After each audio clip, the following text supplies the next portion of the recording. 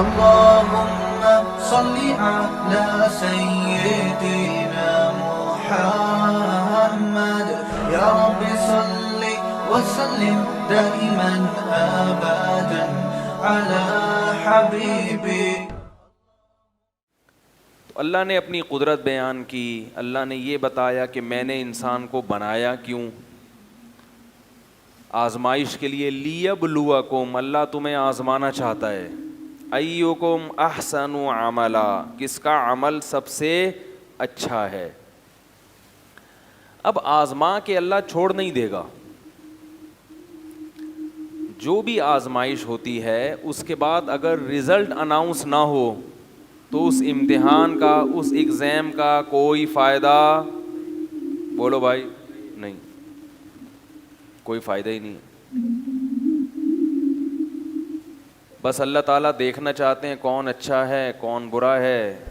اللہ کو پتہ چل گیا یہ بہت اچھا ہے اور یہ بہت برا ہے، اس کے بعد مر گئے، ختم ہو گئی کہانی. ایسا نہیں ہے. فرمایا وَلِلَّذِينَ كَفَرُوا بِرَبِّهِمْ، جو لوگ اپنے پروردگار، اپنے پیدا کرنے والے، اپنے رب کہتے ہیں پالنے والا، جو اپنے پالنے والے کا انکار کریں گے. انکار کے نا مختلف درجات ہیں. ایک انکار تو یہ کہ ہم مانتے ہی نہیں کہ کوئی ہے پیدا کرنے والا، یہ بھی انکار ہے. ایک انکار یہ ہے کہ مانتے تو ہیں کہ اس نے پیدا کیا مگر اس کی نہیں مانتے. یہ بھی کیا ہے؟ ایک قسم کا انکار ہے. ایک انکار یہ ہے کہ مانتے تو ہیں کہ اس نے پیدا کیا، وہ ہے کریٹر، وہ ہے بنانے والا، مگر عبادت اس کے ساتھ دوسرے کی بھی کریں گے، دوسرے کو بھی دعاؤں میں پکاریں گے. میرے بیان پہ آج کل لوگوں کے کلپس بہت آ رہے ہیں. ایک طرف میری تصویر ہوتی ہے، ایک طرف کسی اور مولوی صاحب کی تصویر، میرا چھوٹا سا ٹکڑا لے کے. اور میرا کوئی بیان ہوا تھا کہ غیر اللہ کو پکارنا شرک ہے. اس پہ کسی کے نے کوئی کلپ چلا دیا.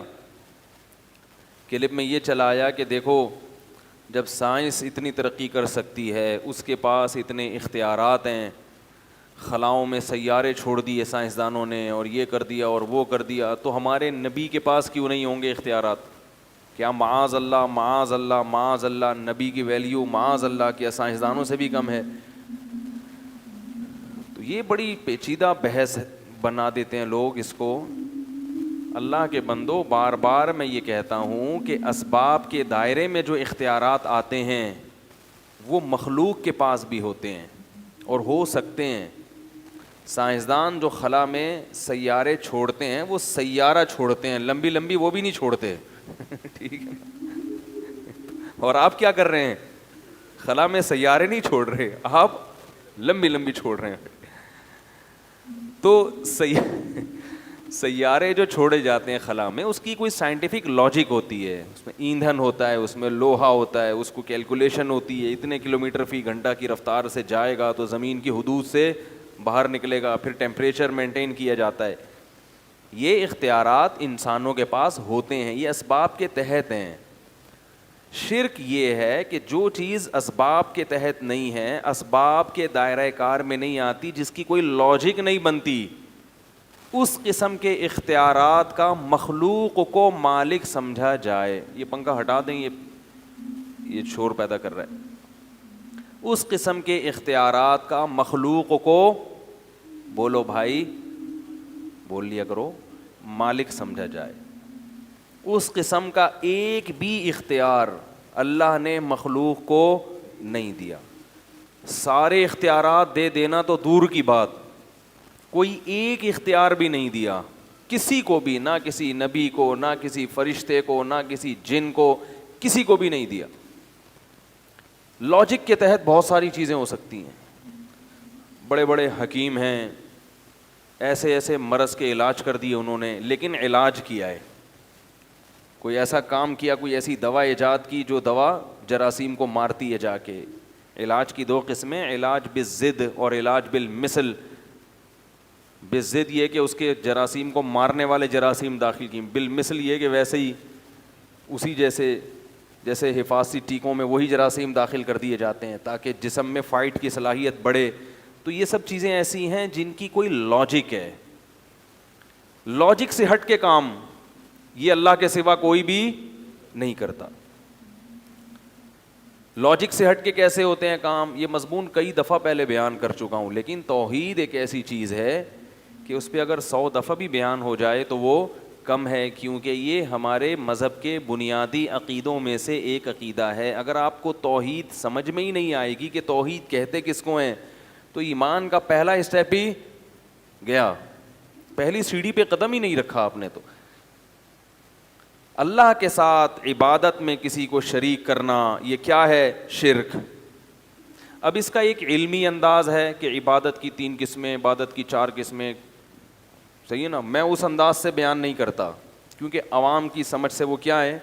بالا تر ہے. جو ہمارے مدارس میں جو سمجھانے کا انداز ہے, میں اس قسم پہ بات کرتا ہوں, اس شرک پہ جو مارکیٹ میں سب سے زیادہ چل رہا ہے. وہ چھوٹ جائے گا تو باقی خود بخود چھوٹ جائیں گے, چاہے درجنوں قسمیں ہوں. مارکیٹ میں جو شرک سب سے زیادہ اویلیبل ہے اس وقت, جو بہت سستا ہو گیا ہے, وہ ہے غیر اللہ کو پکار میں اللہ کے ساتھ شریک کرنا, دعا مانگنا غیر اللہ سے, غیر اللہ کو حاجات کے لیے پکارنا. غیر اللہ تو سمجھتے ہیں نا اللہ کے سوا جو بھی ہے وہ سب غیر میں داخل ہے. اللہ کے علاوہ جو کچھ ہے وہ کیا ہے؟ غیر اللہ. فرشتہ ہو, ولی ہو, نبی ہو, بزرگ ہوں, کوئی بھی ہو. تو پکارنا. اب یہ جو پکارنے کا لفظ جب ہم استعمال کرتے ہیں کہ اللہ کے علاوہ کسی اور کو پکارنا شرک ہے, پہلے تو اس کی دلیل کیا ہے؟ قرآن کی آیت ہے لا تدعو مع اللہ احدا. ایک جگہ فرمایا الہا آخر, اللہ کے سوا کسی دوسرے معبود کو مت پکارو. اس پہ تو لوگ تعویل کر سکتے ہیں کہ ہم جس کو پکارتے ہیں وہ معبود نہیں ہے, ہم تو نبی کو پکار رہے ہیں, ہم تو کسی جن کو پکار رہے ہیں. تو اصل میں بتانا یہ مقصد ہے کہ جس کو پکار رہے ہو نا تم نے اس کو معبود بنا لیا, لہذا اس پر اللہ معبود کا لفظ خود صادق کر رہے ہیں. بات آ رہی ہے سمجھ میں؟ چلو یہ پیچیدہ اگر ہو رہی ہے تو اس سے بھی آسان آیت قرآن کی, لا تدعو مع اللہ احدا, اللہ کے ساتھ کسی اور کو مت پکارو. یہاں تو معبود کا لفظ بھی نہیں ہے. تو اس سے کیا پتہ چلا میرے بھائی کہ اللہ کے علاوہ کسی اور کو پکارنا یہ کیا ہے؟ شرک ہے. سمجھ میں آ گئی؟ لیکن ہر قسم کی پکار شرک نہیں ہے. اس آیت کا یہ مطلب نہیں کہ کیونکہ ہم تو صبح شام پکارتے ہیں, او بھائی ادھر آنا, ذرا پکار لیا نا یار, آپ لوگ کو اتنی مشکل سے ٹرین کر کے گیا تھا, پھر ویسے کہ ویسے ہی ہو گئے. بھائی دیکھو آپ بلاتے ہیں او بھائی ادھر آ, یہ بھی تو پکارا نا. تو ممکن ہے کوئی کہ یہ تو بھائی اس سے پتہ چلتا ہے کہ اس سے میں ہر قسم کی پکار داخل نہیں ہے, بلکہ مدد کے لیے پکارنا کیا ہے؟ شرک ہے. مدد کے لیے پکارنا کیا ہے؟ شرک. اب پھر ایک سوال پیدا ہوگا کہ بھائی مدد کے لیے بھی ہم دن اور رات پکارتے ہیں, بھائی میری مدد کرو یار, ہیں بھائی کہتے ہیں نا یار میری مدد کرو یار, پیسے نہیں ہیں میرے پاس, بچہ بیمار ہے گھر میں, بیگم بھاگ گئی. لوگ مختلف قسم کے مسائل ہیں لوگوں کے ساتھ, ٹھیک تو مدد کرو میری. مجھے تو دن رات فون آتے ہیں لوگوں کے, یہ ہو گیا, یہ مدد. میں کہتا ہوں بھائی میں کیا کر سکتا ہوں یار.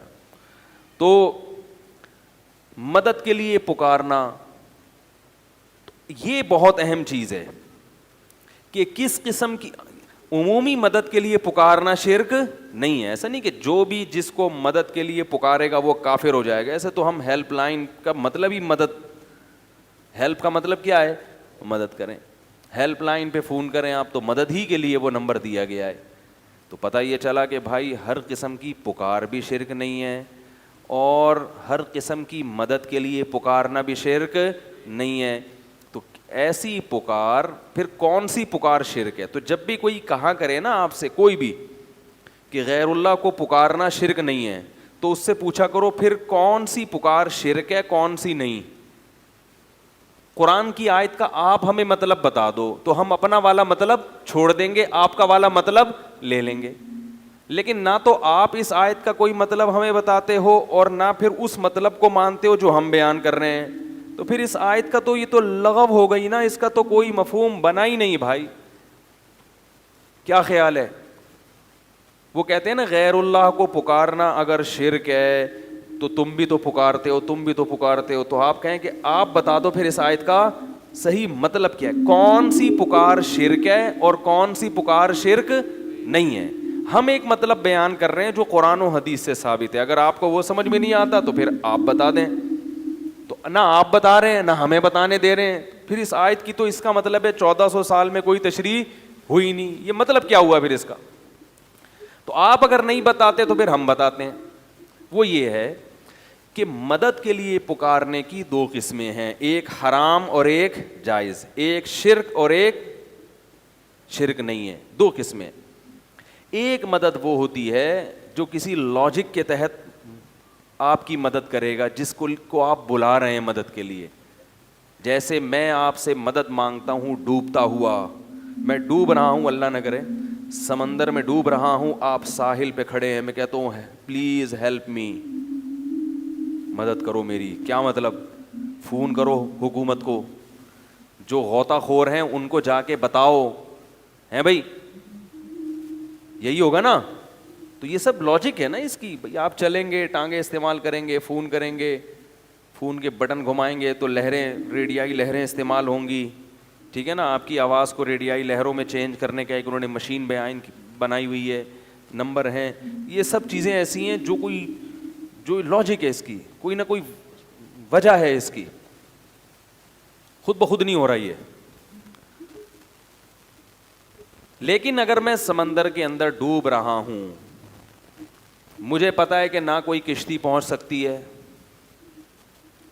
نہ ساحل تک میری آواز پہنچ سکتی ہے, کوئی بھی اس وقت کسی بھی لحاظ سے اسباب کی دنیا میں میری مدد نہیں کر سکتا, کیونکہ سمندر کے بیچ میں اکیلا ہوں, کشتی الٹ گئی ہے, نہ میرا موبائل کام کر رہا ہے یا موبائل پانی میں ڈوب گیا ہے. ایسے موقع پہ اگر میں کسی کو پکاروں گا تو اس پکار پہ لبیک کہنے کی کوئی سائنٹیفک لاجک, کوئی سائنسدان اس کو تسلیم نہیں کرے گا.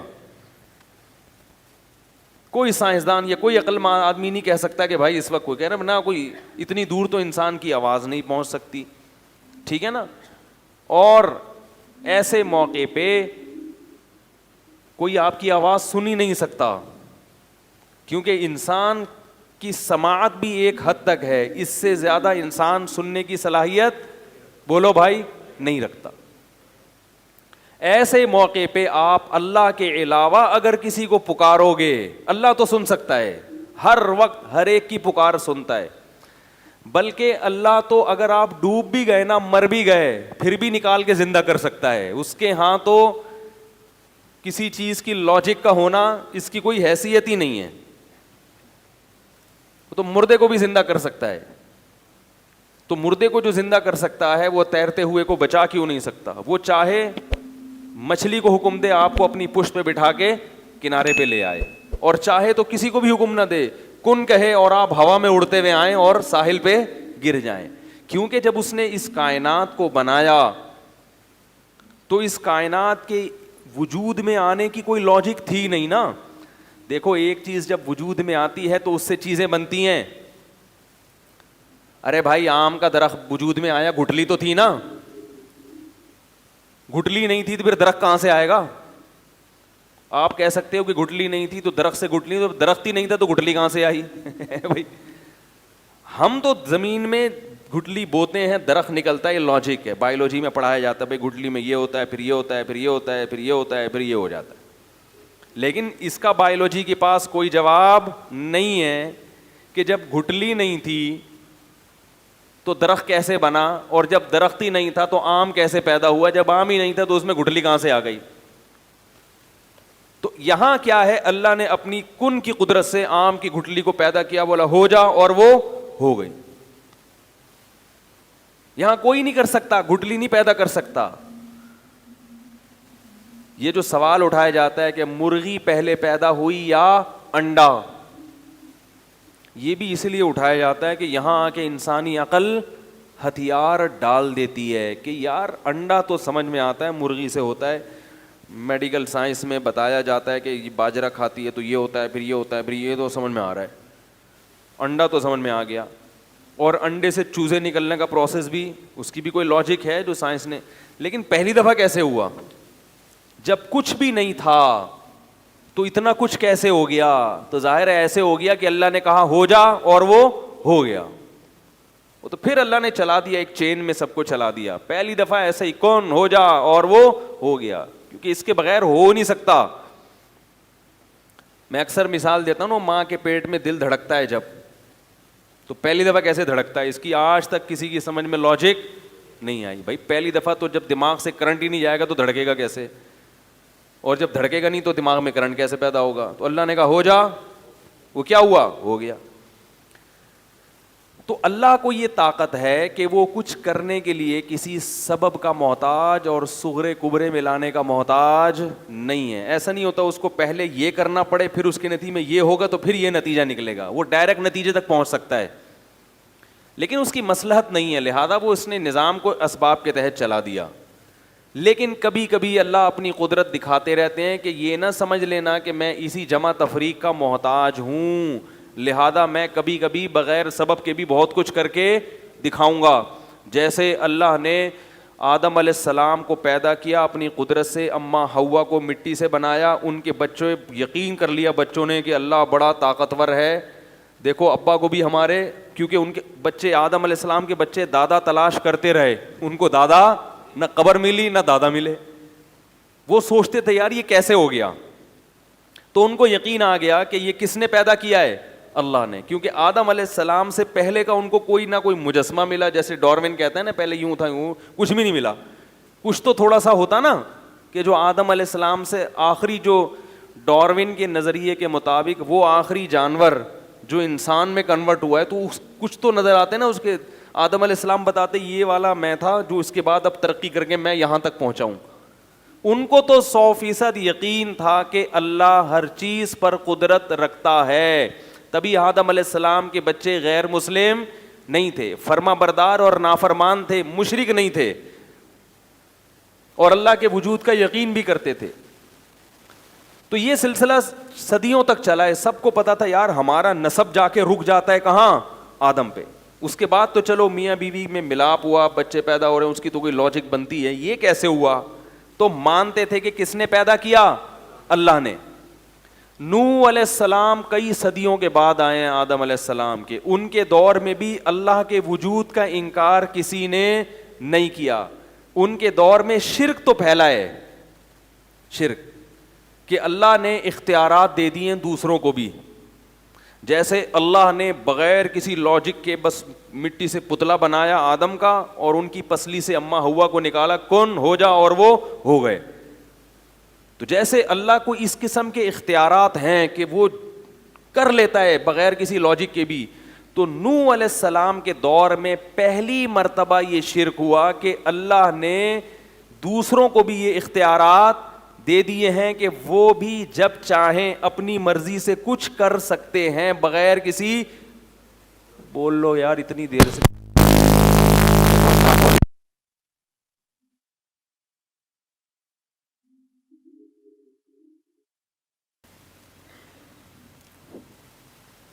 ہو گیا۔ اچھا یہ کھڑکیاں بند کریں تاکہ جنریٹر کی آواز نہ آئے اندر۔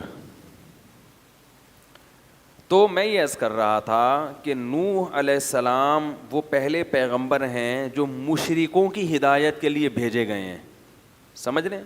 تو اس وقت شرک کون سا شروع ہوا؟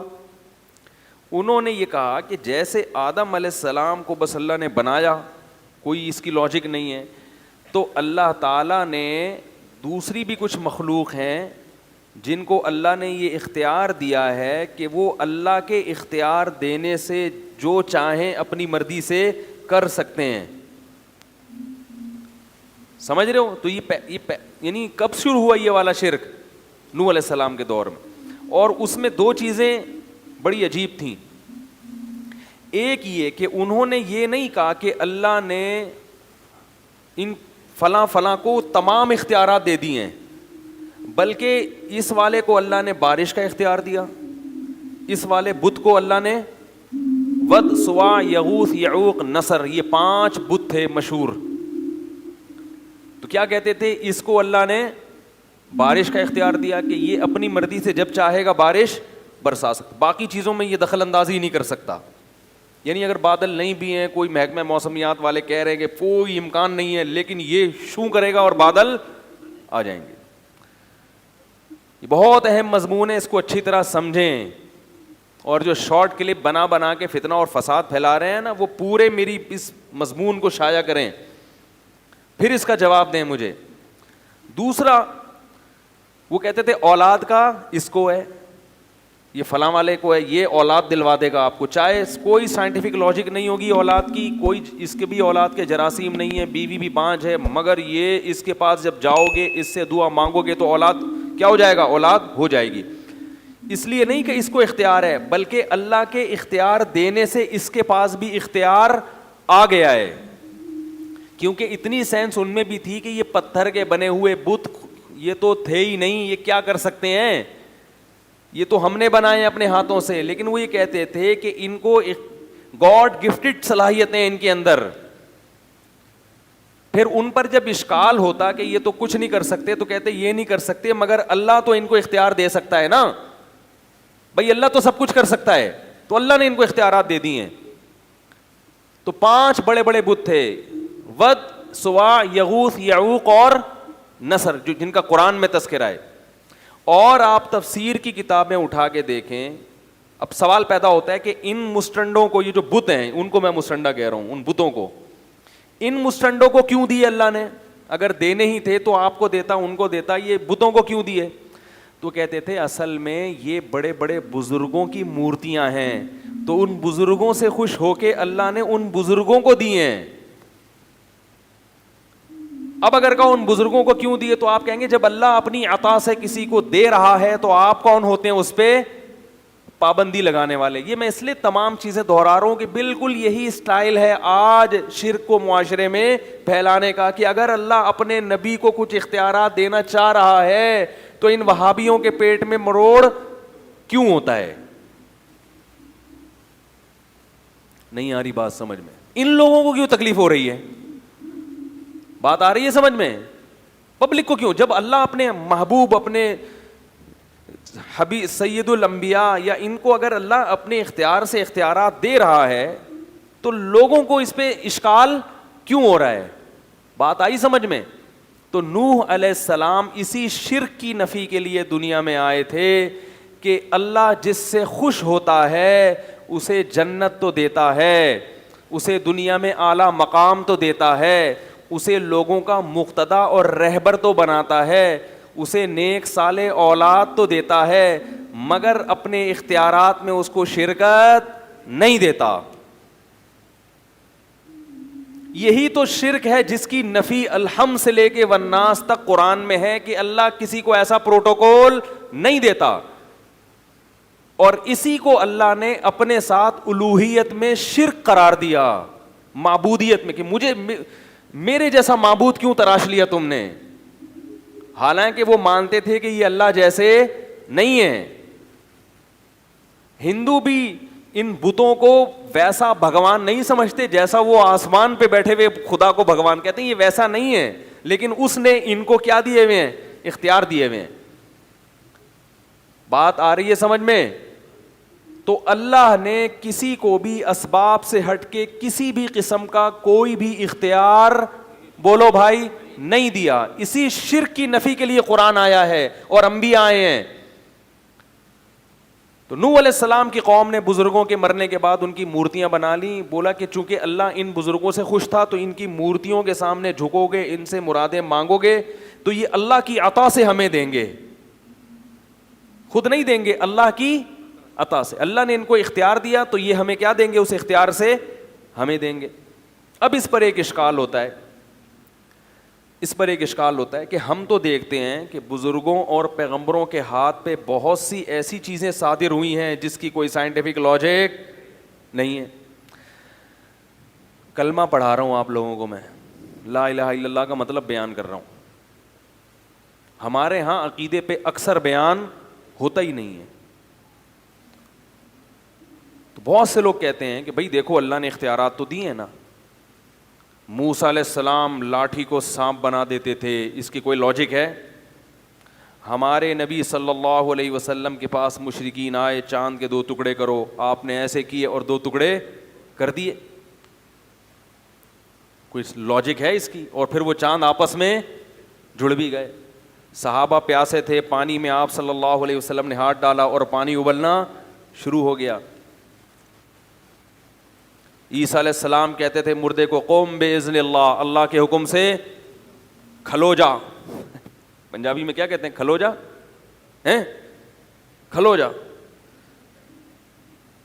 تو آپ کہیں گے کہ حضرت عیسیٰ نے پنجابی میں تھوڑی کہا تھا، تو اردو میں بھی تو نہیں کہا تھا نا. تو میں تو جو بھی کروں گا میں تو ترجمہ ہی کروں گا نا. اور عربی میں بھی نہیں کہا تھا، جو قرآن نے کہا نا قم باذن اللہ، تو عربی میں تھوڑی، ان کی تو عبرانی زبان تھی یا سریانی زبان تھی، اس میں کہا نا انہوں نے. تو کیا کہا؟ کھلو جا. یہ کھلو جا میں اس لیے کہہ رہا ہوں کہ پنجاب والے جب کسی کو آرڈر کرتے ہیں تو اسٹائل تھوڑا سا الگ سا ہوتا ہے. اس میں بندہ نہیں بھی کھڑا ہو رہا ہو تو کھڑا ہو ہی جائے گا. تو اس لیے مردہ اگر نہیں بھی چاہتا تھا نا کھڑا ہونا، وہ عیسیٰ علیہ السلام کا حکم سن کے کیا ہو جاتا تھا؟ کھڑا ہو جاتا. کیونکہ آپ بولو نا اٹھیے، اردو میں آپ کیا بولیں گے؟ اٹھیے، وہ نہیں اٹھے گا. اردو میں بڑی شائستگی ہے، آئیے جائیے، تبھی اردو میں کوئی کام ہوتا ہی نہیں ہے.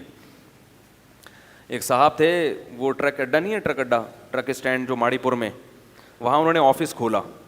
اردو اسپیکنگ تھے، وہ آفس کھولا انہوں نے. تو میں ان کے پاس گیا تو وہ عجیب اسٹائل سے لوگوں سے بات کر رہے ہیں، ملازمین سے.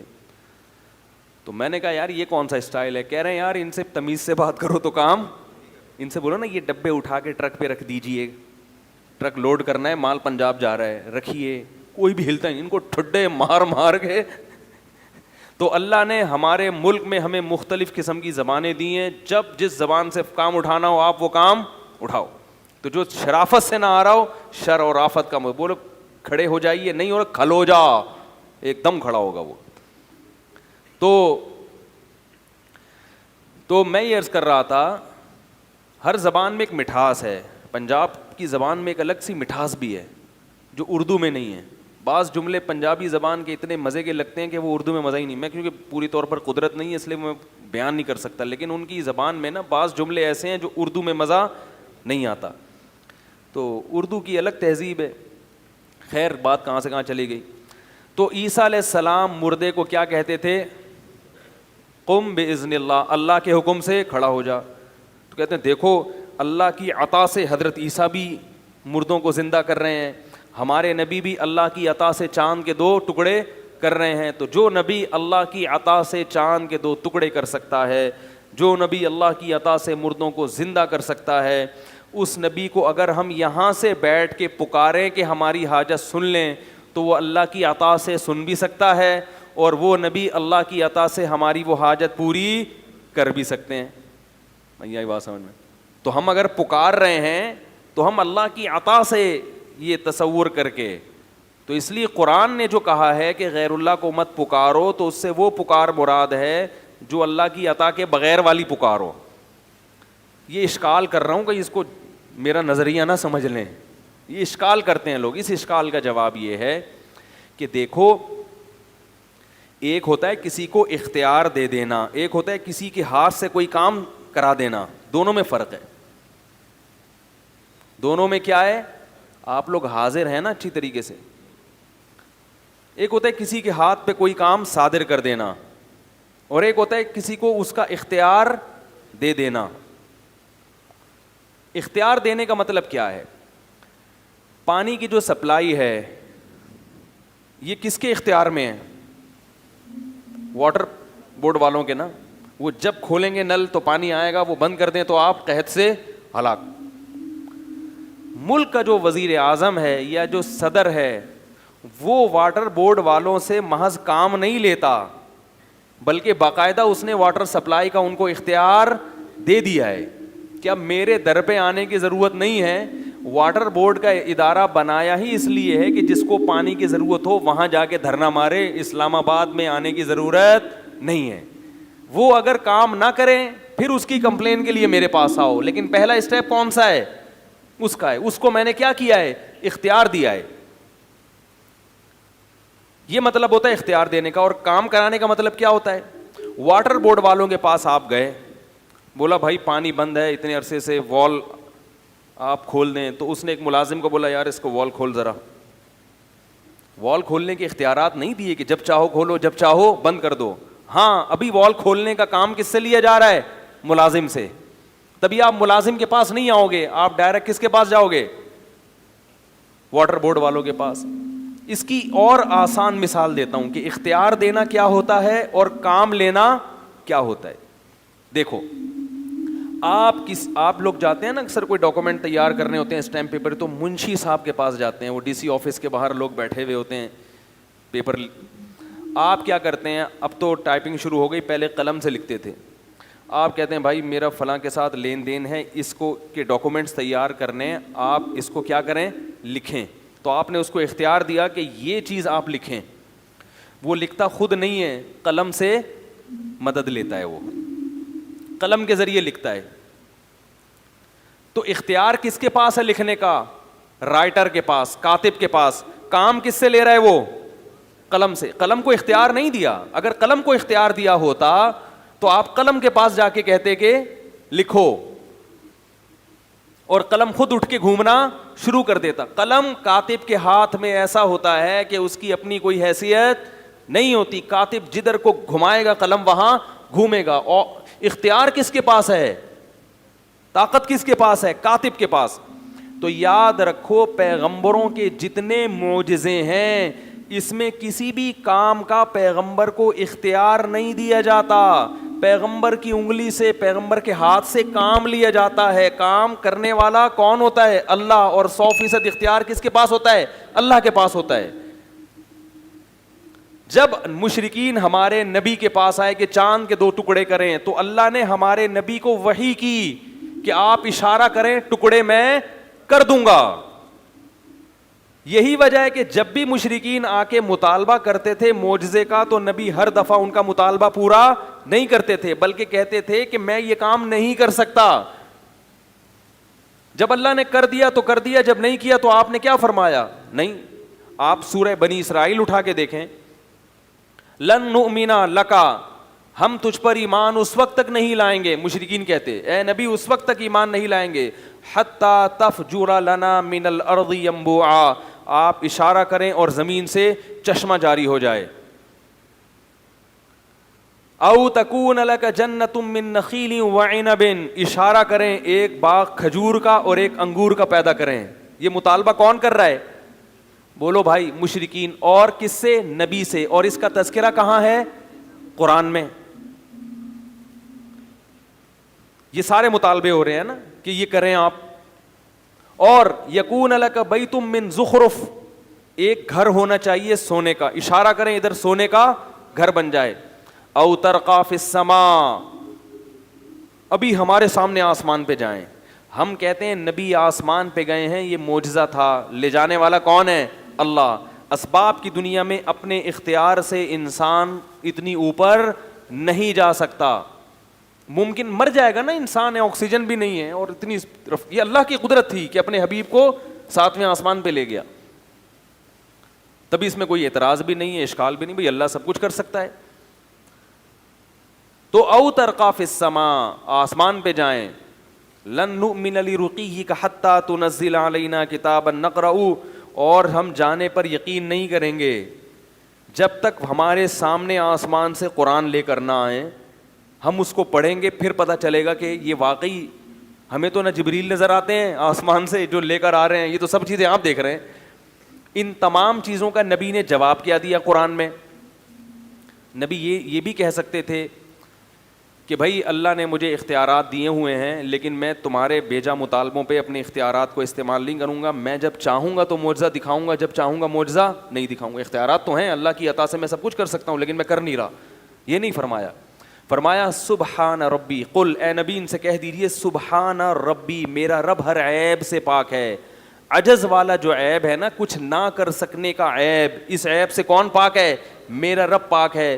ہل کنتو الا بشرن، نہیں ہوں میں مگر ایک انسان، رسولا اللہ کا بھیجا ہوا پیغمبر. تو انسان تو یہ کام نہیں کر سکتا، انسان کو اسباب سے ہٹ کے اختیارات نہیں ہوتے، انسان کی صلاحیتیں محدود ہوتی ہیں.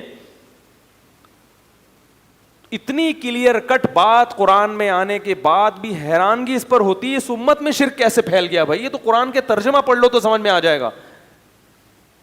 پتہ یہ چلا کہ اللہ نے اپنے نبی کو اس قسم کے اختیارات بولو بھائی نہیں دیے تھے. ہاں جب اللہ وحی کرتے کہ آپ یہ کام کریں، ہم آپ کے ہاتھ پہ یہ معجزہ دکھا دیں گے، تو اللہ تو جس کو چاہے دکھا سکتا ہے. جس کے ہاتھ پہ، وہ بزرگوں کے ہاتھ پہ کرامتیں بھی ظاہر کر سکتا ہے اور انبیاء کے ہاتھ پہ معجزے بھی ظاہر کر سکتا ہے. یہی وجہ ہے کہ حضرت موسیٰ علیہ السلام لاٹھی کو سانپ بنانا نہیں جانتے اور نہ ان کو اللہ نے اختیار دیا. اگر اختیار دیا ہوتا تو ہر دفعہ اللہ سے پوچھتے نہیں کہ اب کیا کرنا ہے.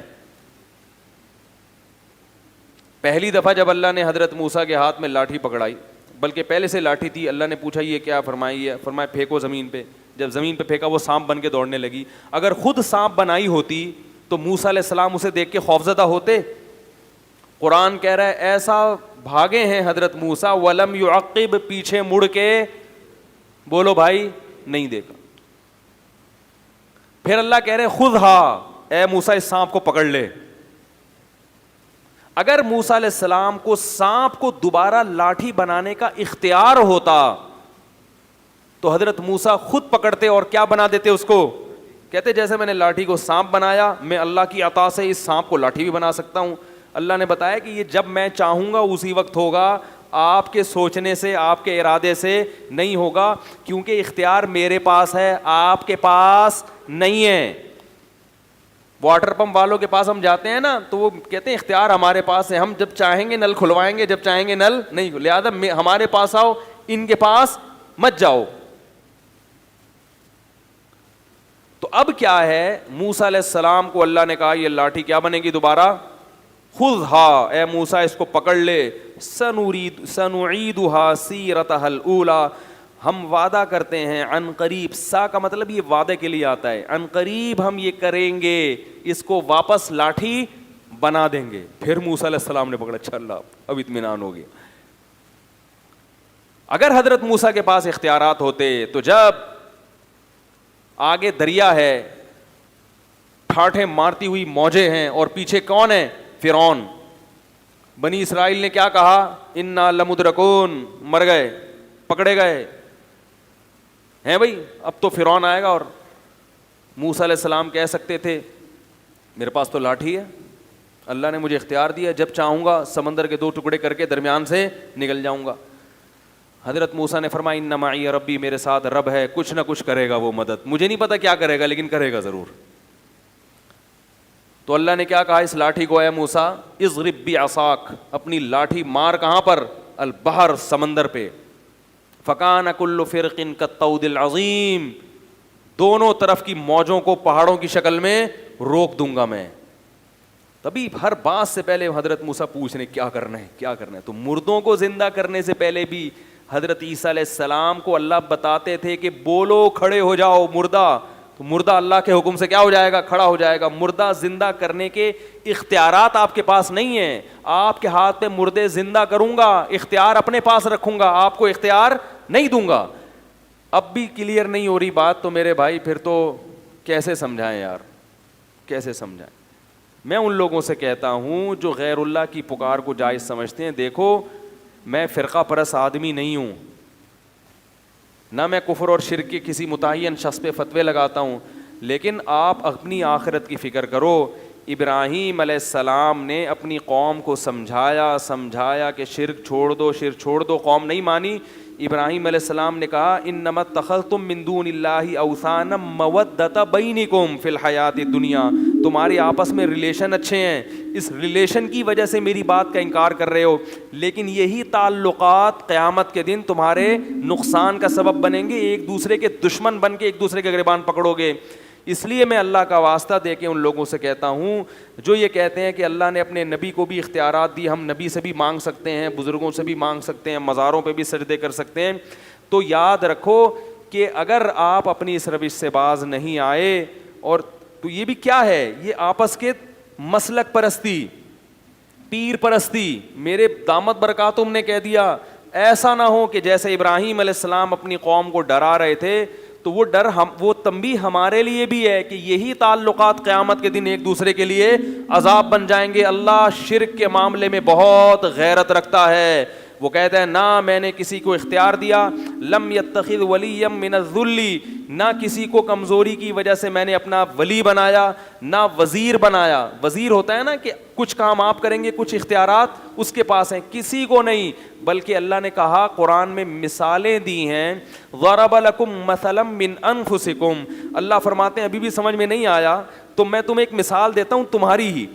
هل لکم مما ملکت ایمانکم من شرکاء فیما رزقناکم, کہ تمہارے جو غلام ہوتے ہیں کیا تم ان غلاموں کو اپنے ساتھ شریک کرتے ہو اپنی پراپرٹی میں؟ فرمائے کہ جب پراپرٹی جو کم درجے کی چیز ہے اور تمہارے غلام بھی کم درجے کے ہیں, تمہارا اپنے غلاموں سے اتنا اوپر رتبہ نہیں ہے جتنا میرا مخلوق سے اوپر کا مقام ہے.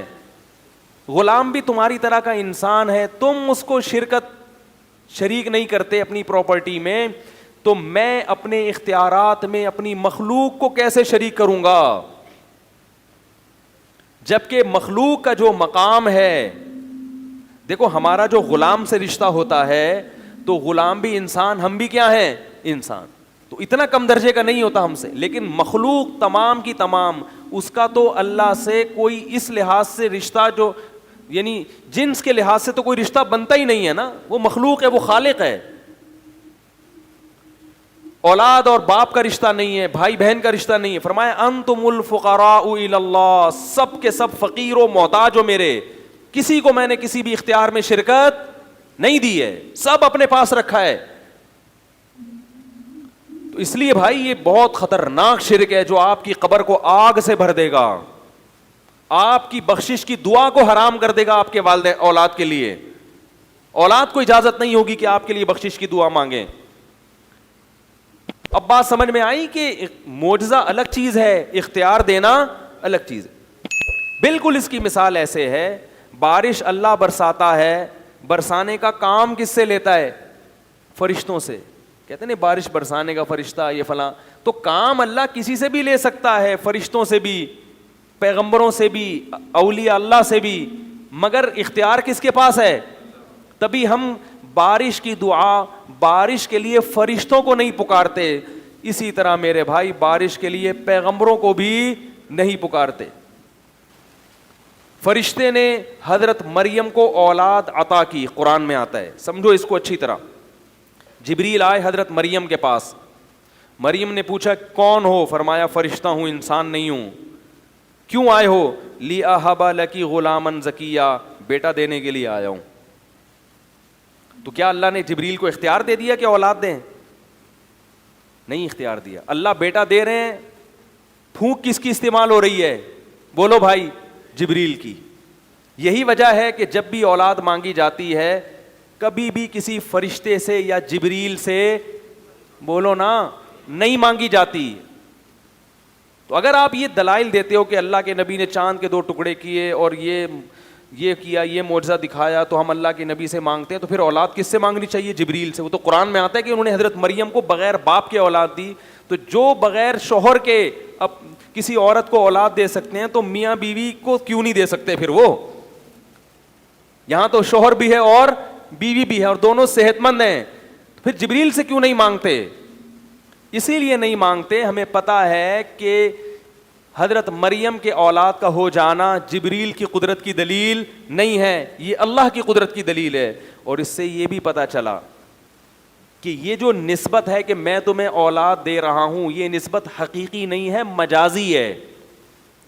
بعض دفعہ کسی کے ہاتھ پہ جب کوئی کام ہوتا ہے تو نسبت اس شخص کی طرف کر دی جاتی ہے, کیونکہ بعض لوگ یہ بھی دلیل دیتے ہیں کہ دیکھو نبی نے کہا کہ میں یہ کرتا ہوں, میں یہ کرتا ہوں. حضرت عیسیٰ نے کہا ابریح الاکمہ, میں کوڑ کے مریضوں کو اور مادرزاد نابیناؤں کو میں شفا دیتا ہوں. تو اس سے پتہ چلتا ہے کہ حضرت عیسیٰ دے رہے ہیں نا, تو اللہ نے اختیار دیا, تبھی تو حضرت عیسیٰ کہہ رہے ہیں میں یہ کام کر رہا ہوں. اس کا جواب سمجھیں کہ بعض دفعہ ایسے ہوتا ہے, اس کو کہتے ہیں نسبت مجازی. دیکھو زبان میں نا مجاز بہت چلتا ہے. میں اس کے ایک مثال دیتا ہوں کہ آپ کیا کہتے ہیں, میری گاڑی پنچر ہو گئی, حالانکہ گاڑی نہیں, گاڑی کا ٹائر پنچر, لیکن نسبت آپ نے گاڑی کی طرف کر دی سہولت کے لیے. آپ کہتے ہو یار اس دعوت میں فلاں بندہ 3 ڈشیں کھا گیا, حالانکہ ڈش کوئی کھا سکتا ہے, ڈش کے اندر جو چاول تھے وہ کھائے ہوتے ہیں, لیکن نسبت کس کی طرف کر دی.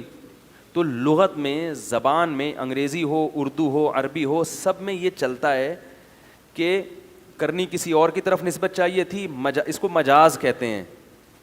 آپ کسی کو شیر کہتے ہیں تو مجازہ نہیں ہے, حقیقت نہیں ہے, مجاز لے کے لگ رہا ہے دیکھنے میں شیر. حرکتیں کیسی ہیں, شیر جیسی. حرکتیں کتے جیسی ہوں تو لوگ پیار سے ایسے آدمی کو کیا کہتے ہیں, بولو نا, کتا کہتے ہیں, نفرت سے. اب دیکھو نفرت سے کہتے ہیں, مگر میں نے اس کے لیے لفظ کیا استعمال کیا, پیار سے. یہ بھی مجاز ہے کہ آپ بالکل اس کے اپوزٹ لفظ استعمال کرتے ہیں اس کو کلام میں چاشنی پیدا کرنے کے لیے, ورنہ کسی کو پیار سے کتا نہیں کہا جاتا. پیار سے کتا, دیکھو 2 آدمی بہت لڑ رہے ہو نا, اور ہمیشہ ایک دوسرے کے خلاف نفرت ہو, تو مجازن کہہ دیے جاتے ہیں یار ان دونوں کی تو محبت ہی کبھی ختم نہیں ہوتی, پتہ نہیں کچھ کیوں اتنی محبت کر رہے ہیں, مقصد کیا ہوتا ہے, نفرت کیوں کر رہے ہیں. تو مجاز میں اپوزٹ چیزیں چلتی ہیں. دیکھو قرآن میں آتا ہے, قرآن میں اللہ تعالیٰ کا ارشاد ہے کہ حلال و حرام کرنے کا اختیار صرف کس کے پاس ہے, اللہ. نبی نے ایک مرتبہ قسم کھا کے شہد کو اپنے اوپر حرام کر لیا کہ میں شہد نہیں کھاؤں گا. قرآن نے کہا لما تحرم ما احل اللہ لک, اللہ نے جس چیز کو حلال کر دیا آپ اسے حرام کیوں کر رہے ہو. کیا مطلب, یہ آپشن, یہ اختیار کس کے پاس ہے, آپشن تو نہیں کہیں گے اس کو, آپشن تو دو چیزوں کا ہے. یہ کس کے, یہ طاقت کس کے پاس ہے. نبی اللہ کے حلال کو بیان کرتے ہیں, خود سے نبی حلال نہیں کرتے, نہ کسی چیز کو حرام کر سکتے ہیں نہ حلال, یہ تب اللہ کے پاس ہے. تبھی اللہ کے نبی نے اپنے اوپر ایک چیز کو حرام کیا, اللہ نے کہا آپ نے کیسے حرام کر لیا, لہذا اس قسم کو توڑیں, کفارہ ادا کریں. لیکن ایک جگہ قرآن میں آتا ہے, عیسیٰ علیہ السلام نے کہا ولی احل لکم بعض الذی حرم علیکم. عیسیٰ علیہ السلام بنی اسرائیل کے پاس آئے اور کہا میں اس لیے آیا ہوں کہ چند چیزیں جو تم پر حرام کر دی گئی تھیں اللہ ہی کی طرف سے, میں ان کو حلال کرنے آیا ہوں. ایک طرف قرآن کہہ رہا ہے کہ آپ کوئی حلال و حرام نہیں کر سکتا, ایک طرف عیسیٰ ابن مریم کہہ رہے ہیں کہ میں کیا کرنے آیا ہوں, حلال. تو اصل میں یہ بھی نسبت کیا ہے, مجازی, کیونکہ کریں گے اللہ ہی حلال, اس حلت کو بیان حضرت عیسیٰ کریں گے, اس لیے حضرت عیسیٰ نے مجازن اپنی طرف اس کی نسبت کر دی. تو مجازن نسبت اس طرح قرآن میں بھی ہوئی ہے, جیسے وہ سلیمان علیہ السلام کا تخت اٹھا کے لائے ایک بزرگ. سلیمان علیہ السلام نے کہا کہ ایکم یاتینی بعرشہا قبل ان یاتونی مسلمین, کون ہے ملکہ سبا کا تخت اٹھا کے لائے گا, جن نے کہا میں لاؤں گا, مجلس برخاست ہونے سے پہلے میں حاضر کروں گا. قرآن کہہ رہا ہے جو ایک تھے جن کے پاس کتاب یعنی زبور کا علم تھا, انہوں نے کہا میں پلک جھپکنے سے پہلے لاؤں گا, اور کہا اور تخت حاضر. تو یہ کام کسی انسان کے بس میں نہیں ہے. یہ اختیارات اگر اللہ نے ان بزرگ کو دیے تھے تو پہلے اللہ سلیمان علیہ السلام کو دیتا نا یہ اختیارات, جو نبی تھے. تبھی تو کہنے کون لائے گا بھائی, پتہ یہ چلا کہ لایا کون ہے, اللہ ہے. اللہ نے ان بزرگ کے ہاتھ پہ کرامت ظاہر کر دی, لیکن بزرگ نے نسبت اپنی طرف کر دی, کیونکہ ان کو الہام ہوا کہ اللہ آپ کے ہاتھ پہ یہ کام دکھا دے گا. تو انہوں نے کہا میں لے کر آؤں گا, حالانکہ وہ نہیں لا رہے ہیں. جو یوں کر سکتا ہو وہ تو دنیا کا نظام ہی اس کے ہاتھ میں آ جائے گا بھائی. تبھی میں کہتا ہوں نا, یہ روحانی علاج والے کہتے ہیں نا, سنگ دل محبوب آپ کے قدموں میں, اس کو بولو پٹھان ہوٹل سے پیسوں کے بغیر 2 پراٹھے اٹھا کے لا, تو کہاں سے لائے گا قدموں میں 2 پراٹھے, تو دور کی بات 1 پراٹھا, کیونکہ 2 سے پیٹ صحیح طرح بھرتا ہے, اس لیے میں 2 کی مثال دیتا ہوں. اٹھا کے لے آ تو 1 پراٹھا نہیں لا سکتے بھائی. یہ میری اور آپ جیسے, میں تو نہیں الحمدللہ یہ آپ جیسے کچھ معذرت کے ساتھ جو بیان نہیں سن رہے, کچھ بیوقوف لوگ ہیں جن کی وجہ سے ان کی دکانیں چل رہی ہیں, ورنہ یہ تو بغیر پیسوں کے پراٹھا نہیں اٹھا سکتے. پیسوں کے ساتھ بھی لائن میں لگنا پڑتا ہے پراٹھا اٹھانے کے لیے. چلو پیسے دے کے یوں اٹھا لیں, یہ بھی نہیں ہو سکتا.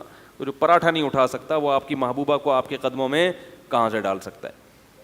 تو انبیاء کرام کا معجزہ سمجھ میں آ گیا کہ جو معجزات انبیاء کے پاس ہوتے ہیں, وہ اللہ نے ان کو اختیارات نہیں دیے ہوتے. اللہ جب چاہتا ہے اپنی مرضی سے اپنے کسی حبیب کے ہاتھ پر, اپنے پیغمبر کے ہاتھ پہ کوئی چیز ظاہر کر دیتے ہیں تاکہ لوگوں کو اس کی نبوت پہ یقین آ جائے. اور بزرگ کے ہاتھ پہ اللہ بعض دفعہ کرامت ظاہر کر دیتے ہیں تاکہ لوگوں کو اطمینان ہو جائے کہ یہ اللہ کا محبوب ہے, بشرطے کہ محبوب ہونے کے دوسری چیزیں پائی جائیں, گناہوں سے بچتا ہو, بدعات سے بچتا ہو. تو اگر اس کے باوجود آپ یہ سمجھتے ہیں کہ نہیں ما فوق الاسباب اللہ نے اختیار دیے ہوئے ہیں, تو پھر میرے بھائی یہ شرک ہے. اور قرآن میں جگہ جگہ اس کی نفی ہے کہ میں نے کسی کو بھی اختیارات نہیں دی. اب میں آخری سوال کر کے اپنی بات کو ختم کرتا ہوں. یہ سوال میں پہلے بھی کئی دفعہ دہرا چکا ہوں کہ بھئی جو یہ مانتے ہیں کہ نہیں اللہ نے اپنے پیغمبروں کو اختیار دیے ہوئے ہیں اور وہ جب چاہیں اللہ کی عطا سے حاجت پوری کرتے ہیں, تو پھر میں ایک سوال اکثر دہراتا ہوں کہ اللہ نے کیا تمام اختیارات دے دیے ہیں یا بعض اختیارات دیے ہیں؟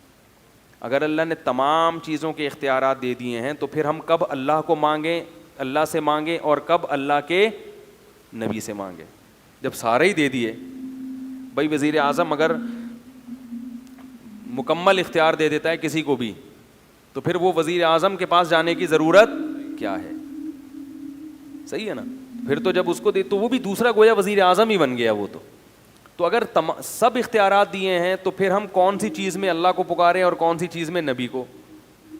یا ساری زندگی اگر نبی ہی کو پکارتے رہیں, اللہ کو نہ پکاریں, تو یہ کوئی برا کام ہوگا یا اچھا کام ہوگا؟ اس کا جواب دیں.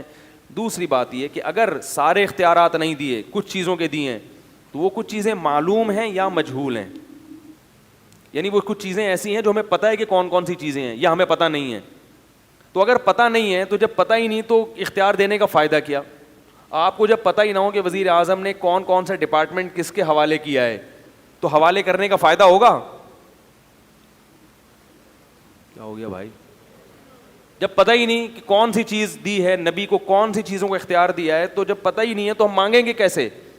اور اگر پتہ ہے کہ نہیں ان چیزوں کا اختیار دیا ہے تو ان چیزوں کی لسٹ یوٹیوب پہ شائع ہونی چاہیے, اخبار میں آنی چاہیے, کتابوں میں چھپنی چاہیے کہ بھئی اللہ نے تمام چیزوں کے اختیارات نہیں دیے بلکہ بعض چیزوں کے دیے, وہ بعض یہ ہیں, اولاد کا ہے بارش کا نہیں ہے, رزق کا ہے مگر فلاں چیز کا نہیں ہے. اس طرح سے آپ ایک لسٹ شائع کریں.